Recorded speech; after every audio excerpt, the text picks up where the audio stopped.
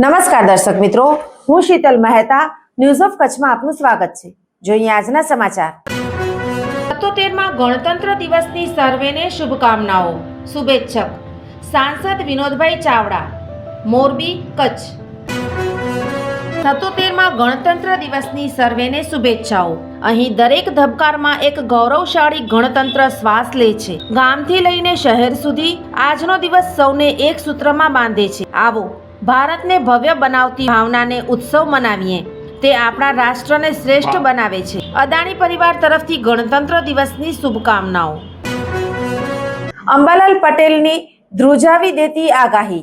આવનારા સમયમાં માવઠું અને ઠંડા પવનો ગુજરાતને ધ્રુજાવશે। ગુજરાતમાં હાલ કાતિલ ઠંડીનો પ્રકોપ જોવા મળી રહ્યો છે। સવારે ફૂલ ગુલાબી ઠંડીની સાથે ભારે પવનો પણ ફૂંકાઈ રહ્યા છે। ત્યારે ફરી એકવાર ગુજરાતના હવામાન નિષ્ણાંત અંબાલાલ પટેલની એક મોટી આગાહી સામે આવી છે। અંબાલાલની આગાહી પ્રમાણે આગામી સમયમાં પૂર્વ ગુજરાતના કેટલાક ભાગોમાં હળવો કમોસમી વરસાદ થવા અથવા છાંટા પડી શકે છે। અંબાલાલ પટેલે જણાવ્યું છે કે પશ્ચિમ વિક્ષેપો હટી જતાં સામાન્ય રીતે હિમાલયના પવનની ગતિ રહેતા હાટ ધ્રુજાવે તેવી ઠંડી પડશે।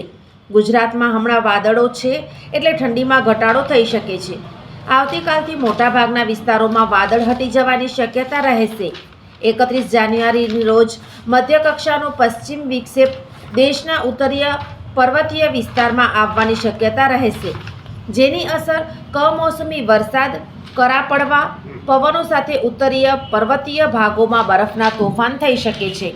તેમણે વધુમાં જણાવ્યું છે કે પશ્ચિમ વિક્ષેપોની અસર ગુજરાતના અને મધ્યપ્રદેશના ભાગોમાં આવી શકે છે, જેની અસર 2 ફેબ્રુઆરી સુધીમાં થઈ શકે છે, જેના કારણે ઉત્તર ગુજરાત અને પૂર્વ ગુજરાતના ભાગોનું હવામાન પલટાઈ શકે છે। રાજસ્થાનના ભાગોમાં તેની અસર વધારે થઈ શકે તેવું અંબાલાલ પટેલે જણાવ્યું છે। હવે ગુજરાતમાં થનાર કમોસમી વરસાદની વાત કરીએ તો પંચમહાલ વિસ્તારમાં હળવો કમોસમી વરસાદ કે છાંટા પડી શકે છે। આ સિવાય ઉત્તર ગુજરાતના હવામાનમાં પલટો આવી શકે છે, જેની અસર વડોદરાના ભાગો સુધી થઈ શકે છે। બીજો એક પશ્ચિમી વિક્ષેપ 4 થી 8 ફેબ્રુઆરી સુધીમાં આવી શકે છે, જેની પણ અસર ગુજરાતના ભાગોમાં થઈ શકે। ખાસ કરીને બર્ફીલા પવનો હાટ ધ્રુજાવે અને ઊભા કૃષિ પાકોમાં લઘુત્તમ તાપમાન ઘટી જતાં હિમ પડવાની શક્યતા રહી શકે છે। રાજ્ય પર ફરી એકવાર કમોસમી વરસાદ એટલે કે માવઠાનું સંકટ મંડરાઈ રહ્યું છે।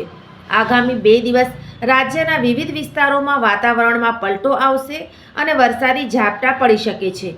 ઉત્તર ગુજરાત, સૌરાષ્ટ્રમાં વાદળછાયું વાતાવરણ રહેશે।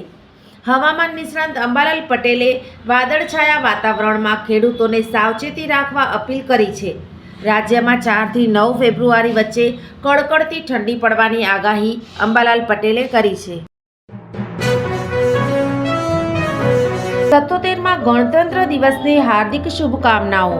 The Gandhidham chamber of commerce and industry પ્રમુખ તેજા કાનગડ, ઉપપ્રમુખ દીપક પારેખ, માનદ મંત્રી મહેશ તીર્થાણી, માનદ સહમંત્રી જતીન અગ્રવાલ, ખજાનચી કૈલેશ ગોર તેમજ કારોબારી સમિતિ સર્વ સભ્યશ્રીઓ અને કર્મચારી ગણ। 77માં ગણતંત્ર દિવસની હાર્દિક શુભકામનાઓ। Deendayal port authority, Kandla, powering India's maritime Amritkaal, India's first all electric green tug, India's first 5 TPD green methanol facility at DPA, Kandla, upcoming 5 megawatt green hydrogen facility at Kandla, upcoming 6 km mega port terminal at Kandla, upcoming shipbuilding facility at Kandla, introducing green hydrogen based mobility solutions, introducing magnetic levitation based hyperloop transportation system pilot, go green Kandla।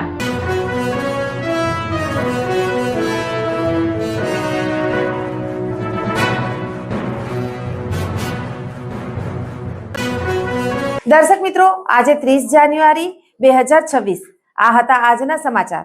આવતીકાલે ફરી મળીશું, ત્યાં સુધી મને રજા આપશો। નમસ્કાર।